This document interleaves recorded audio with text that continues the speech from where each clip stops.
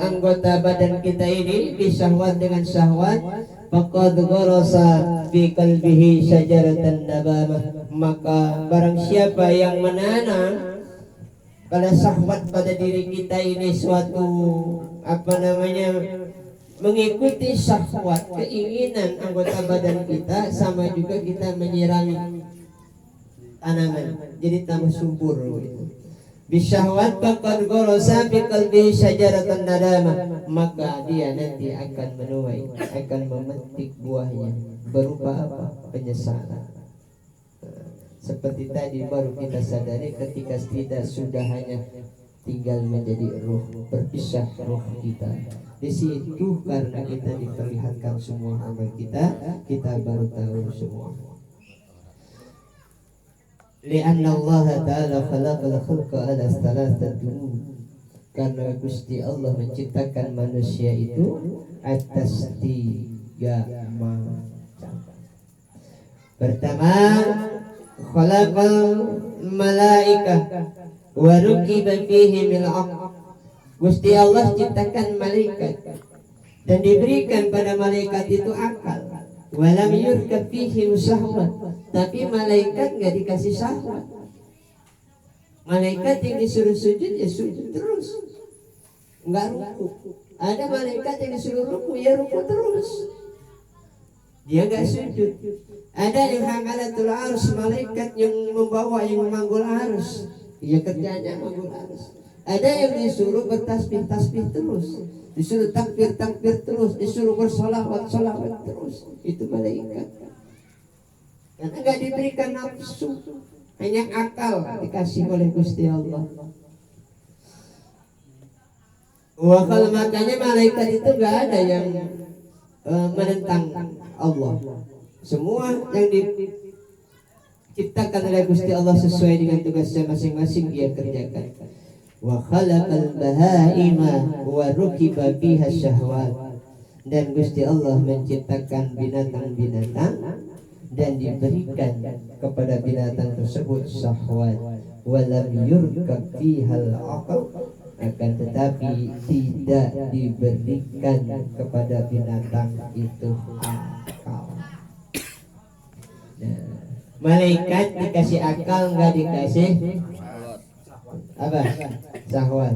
Malaikat dikasih akal, nggak dikasih syahwat. Binatang dikasih syahwat, nggak dikasih akal. Kucing kawin manusia kawin. Kucing makan manusia makan. Kucing manusia apa bedanya? Sholat Sama kita. ngaji. Bedanya apa?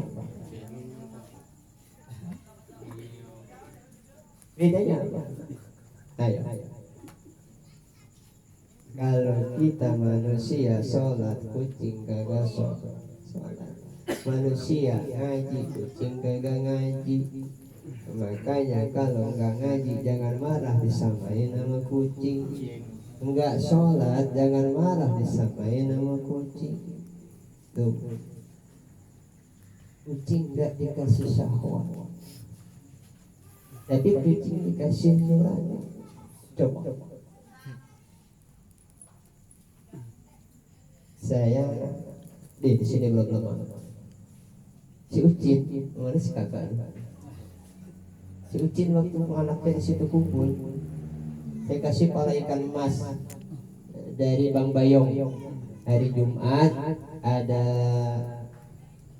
pecak ikan emas, dikasih palanya, saya kasih si Ucin. Itu saya lemparin pala ikan, diambil oleh si Ucin. Kenal kan si Ucin semua? Kenal nggak? Kucingnya si kakak Iwan itu punya anak, saya kasih pala ikan, diambil, dibawa, dikasih anaknya, dia pergi nyari lagi.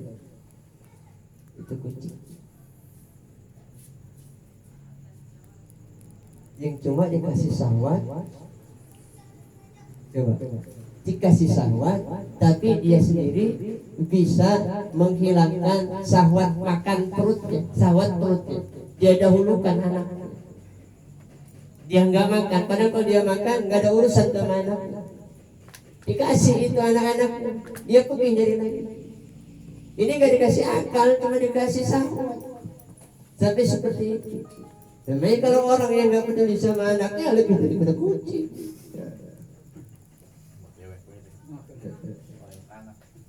Makanya kata Gusti Allah wa khalaqa ibna Adam, dan Gusti Allah ciptakan Adam itu waruqiba fihi al-aql, dan diberikan kepadanya akal wa syahwatun syahwat. Faman ghalabat syahwatuhu aqlahu, barang siapa yang syahwatnya mengalahkan akalnya, fal bahaim khair minhu, maka binatang lebih baik daripadanya. Waman galaba aqluhu syahwatahu, barang siapa yang akalnya mengalahkan syahwatnya, fa huwa khairun minal malaikah, maka dia lebih baik daripada malaikat. Jadi manusia bisa lebih buruk daripada binatang. Kapan? Ketika syahwatnya mengalahkan akalnya.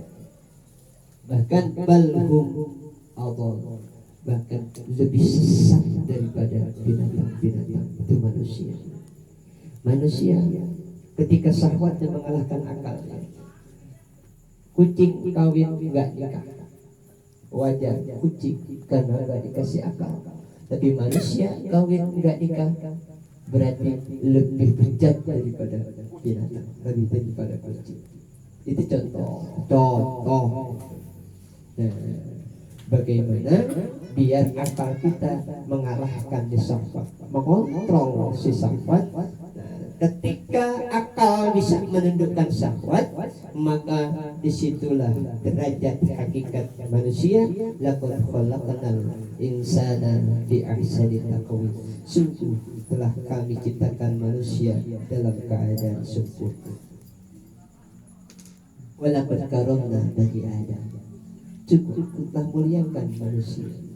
Maka ketika akal bisa menundukkan syahwat, maka posisi manusia menjadi khairum minal malaikah, lebih mulia daripada para malaikat.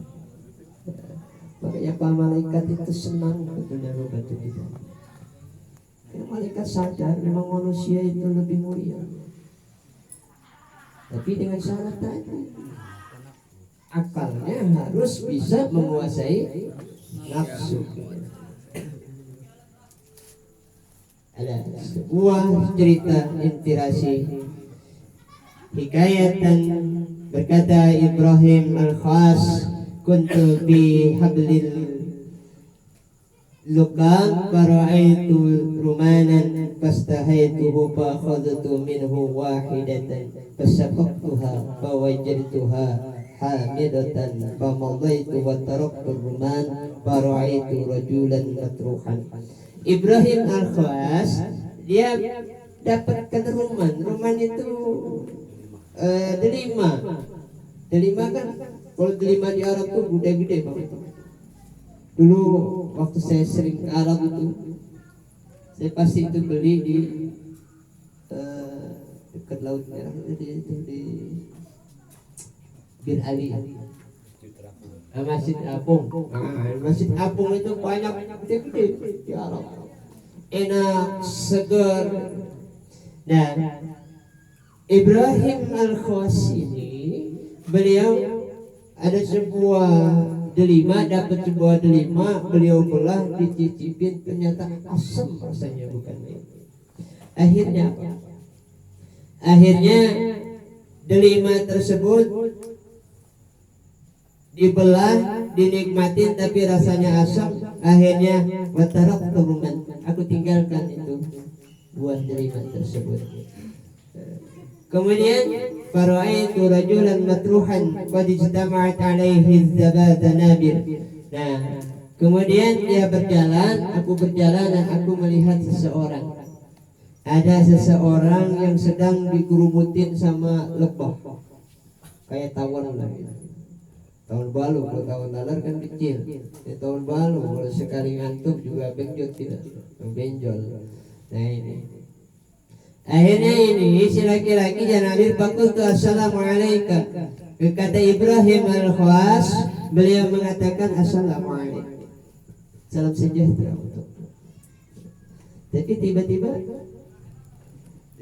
faqala li wa alaikassalam, dia menjawab wa alaikassalam, dan salam sejahtera juga untukmu ya Ibrahim, wahai Ibrahim. Ini Ibrahim al-Khisam al-Khawas ini bingung. Fakultu wa min aina arabtani? Hei Tuhan, dari mana kamu bisa mengenal saya? Nama saya Ibrahim. Kan kita baru pertama ketemu. Kok kamu bisa tahu nama? Apa jawabnya? Faqala man arafallaha la yakhfa alaihi syai'un. Siapa yang mengenal Allah, siapa yang ma'rifat kepada Allah, maka tidak ada satu apapun yang tersembunyi terhadapnya. Tahu kalau Bang Atin Wali tahu itu bapaknya Bang Bayong siapa? Enggak engkong-engkongnya tahu. Coba saya tanya, siapa bapaknya Bang Bayong ini? Saya tanya. Tahu siapa bapaknya Bang Bayong tadi? Jawab yang ketawa. Ayo. Siapa bapaknya Bang Bayong tadi? Bang Nur. Engkongnya? Jawab. Siapa? Engkongnya? Siapa engkongnya? Hah? Siapa? Engkongnya? Hah? Siapa itu? Rayani.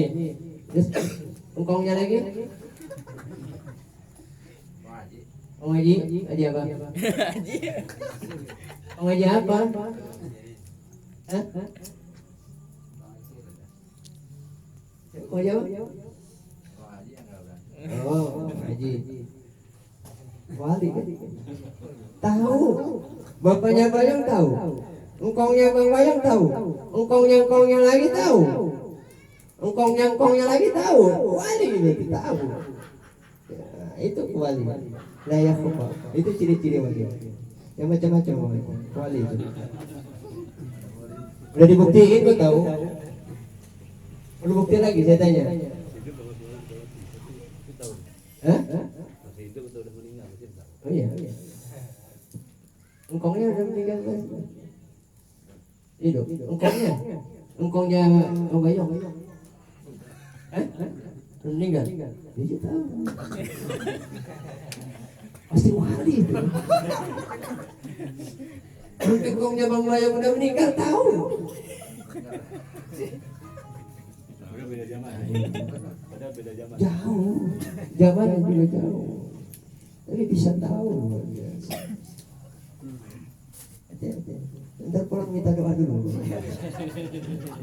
Doain saya wali. Bukti loh itu. Dari man arafallahu, siapa yang mengenal Allah, yang ma'rifat kepada Allah, la yakhfa alaihi syai'un, tidak ada yang samar baginya. Makanya Kanjeng Rasul itu tahu bapak kita, tahu engkong kita, sampai semua urutan tahu. Itu Kanjeng Rasul. Semua dipegang oleh Kanjeng Rasul. Kanjeng Rasul meninggal dipegang oleh Qutbul Ghais. Terus ganti-gantian. Para wali itu tahu. Melihat mukanya saja udah tahu. Oh ini anak si Fulan, ini kongnya ini. Oh ini nyambungnya kemana? Oh ini ada yang nyambungnya ke Nabi Musa. Ada juga. Oh ini nyambungnya Fir'aun.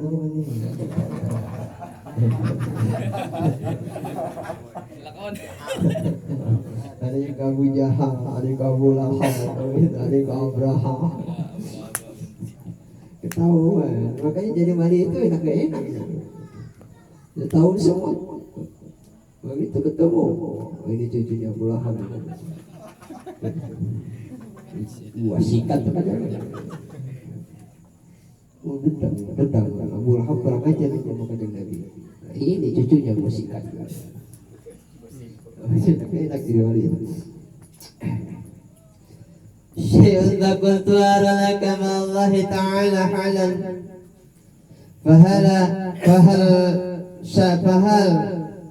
فهلا سألته أيجيك من هذه الجنابر. Ibrahim, orang yang mengenal Allah itu nggak ada yang tersembunyi. Maka Ibrahim berkata, arolaka ma Allah. Hai bang, aku melihat engkau adalah orang yang bersama Allah, orang yang makrifat kepada Allah, orang yang mengenal Allah, kata Ibrahim. Fahala sa'altahu ayyajika min hadhihi danabir. Hai bang, kalau memang engkau bersama Allah, engkau makrifat kepada Allah, kemana-mana gerak-gerikmu bersama Allah, kenapa engkau gak minta diselamatin sama Allah dari lebah-lebah itu yang siap menghantukmu, yang siap menyengatmu? Ditanya sama Ibrahim. Apa jawabannya? Qala wa inni ara laka ma Allahi halan fahala sa'altahu ayyujika min syahwatir ruman. Hei Ibrahim, aku pun melihat engkau orang yang bersama Allah, orang yang makrifat kepada Allah.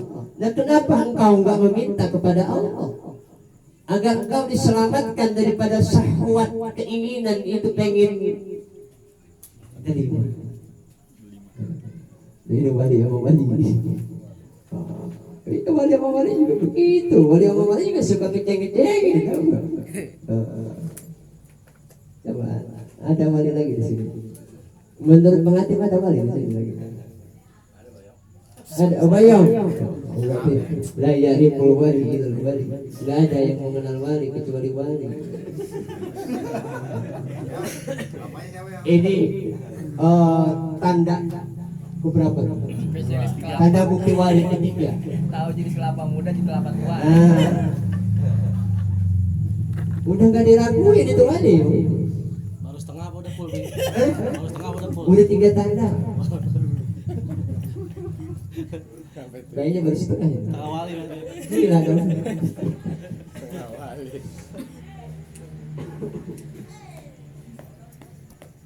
Ini wali sama wali. Akhirnya apa? Hei Ibrahim, fa'innar rumana yajidul insan alamu fil akhirah walada'uz zanabir yajidu alamahu di dunya. Hai Ibrahim, syahwat kelima yang kau rasakan itu nanti sakitnya kelak, itu nanti kau rasakan di akhirat. Tapi antupan lebah, sengatan lebah itu sengatan lebah itu cuma dirasakan di dunia saja.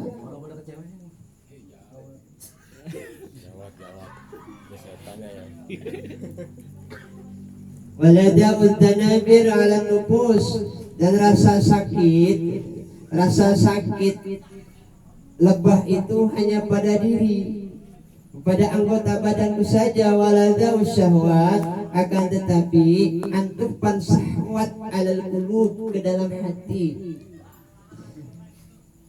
Maka mamadaitu wa taraktuhu, kemudian itu Ibrahim pergi kabur. Kalah itu Ibrahim. Benar juga. Di antum tawan cuma sakit coba. Itu pipi bengkak sakit. Waras. Tapi syahwat, keinginan yang menggebu-gebu terhadap ruman, terhadap delima, itu masuk ke dalam hati dan ke bawah ke akhirat. Ini baru syahwat makanan. Bagaimana syahwat terhadap perempuan? Bayang-bayang. Yang dibayangin Matim, nanti kewalian jadi cabut.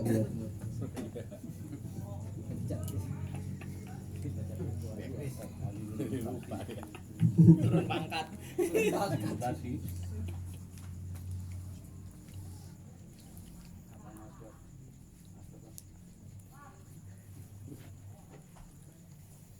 Dan dikayatkan Abul Hasan Ar-Razi bahwasanya beliau melihat anaknya di dalam tidurnya, dia bermimpi setelah kewafatannya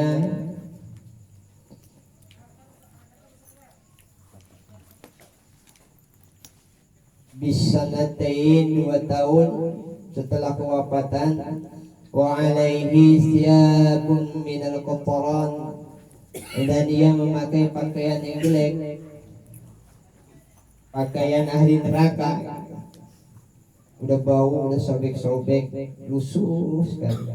Faqala lahu ya abi mali aru alaika hay'ata ahli nar. Wahai baba, wahai abah, kenapa aku melihat pakaianmu pakaian ahli neraka? Faqala ya waladi, wahai anakku, dijawab sama bapaknya, zajjadtani nafsi, menenggelamkan diriku. Apa? Menenggelamkan diriku ilan nar, ke dalam neraka. Fahdhar ya waladi, maka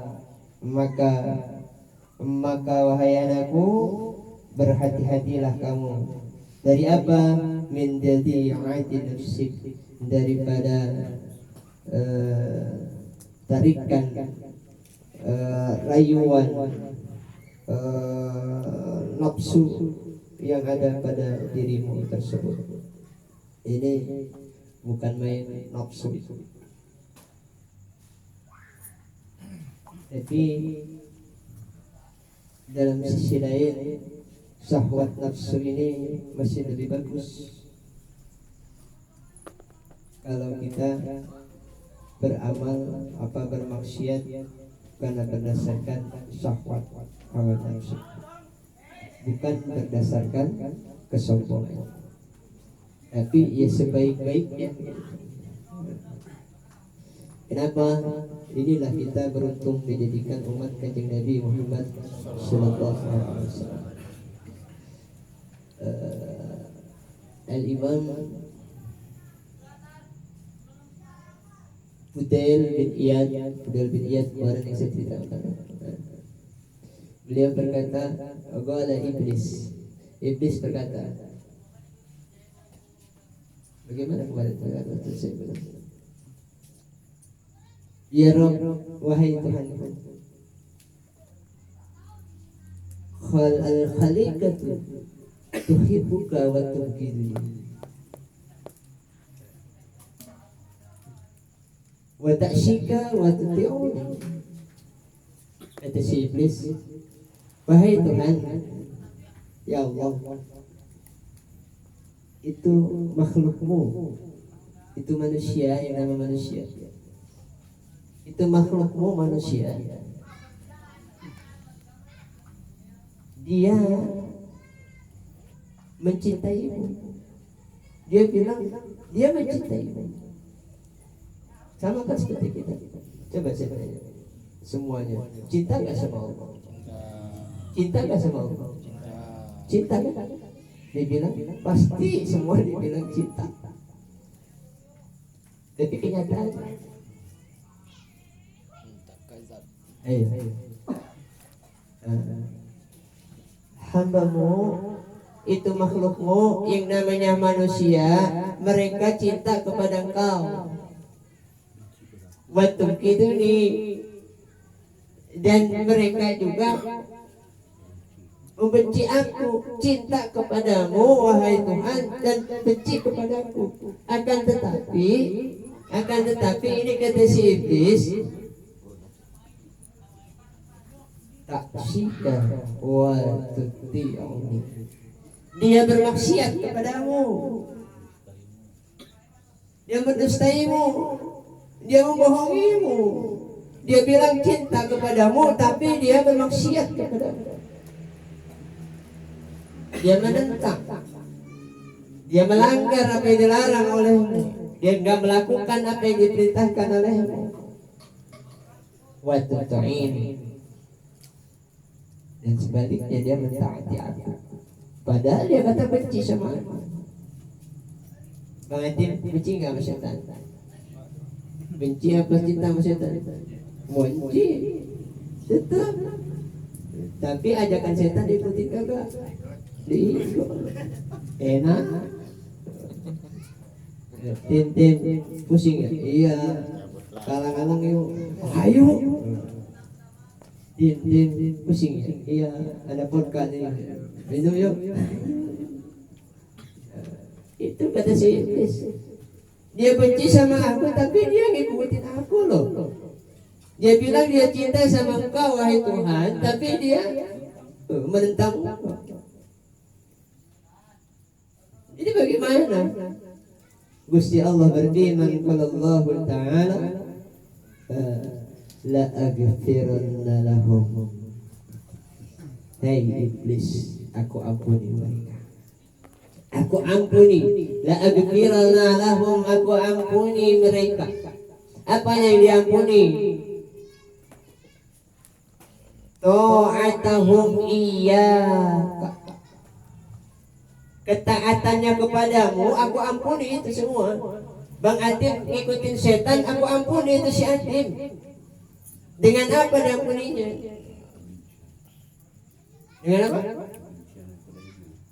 Bi buktihim laka, dengan kebenciannya kepadamu. Jadi jangan sampai demen sama setan. Walaupun kita sering ikutin rayuannya, bujukannya, langkahnya, perbuatannya, tetap aja kita benci. Dan dengan kebencian kita kepada setan itulah Gusti Allah ampuni ketaatan kita kepada setan. Artinya apa? Kemaksiatan yang berdasarkan syahwat masih bisa diharapkan pintu taubat. Nanti bab taubat banyak kisah, banyak cerita. Juga wala aghfiranna lahum, dan aku ampuni mereka. Apa yang diampuni? Maksiatahum iyaya, kemaksiatannya kepadaku. Dengan apa? Bihubbihim li, dengan kecintaan mereka kepadaku. Makanya walaupun gak sholat, kita tanya cinta sama Allah, cinta sama Rasulullah, cinta, tetap cinta dibilang. Enggak ngaji juga tetap cinta. Minum vodka juga tetap cinta. Inek juga tetap cinta. Oh, dari ngisep. Tanya, cinta enggak sama Allah? Pasti cowok cinta.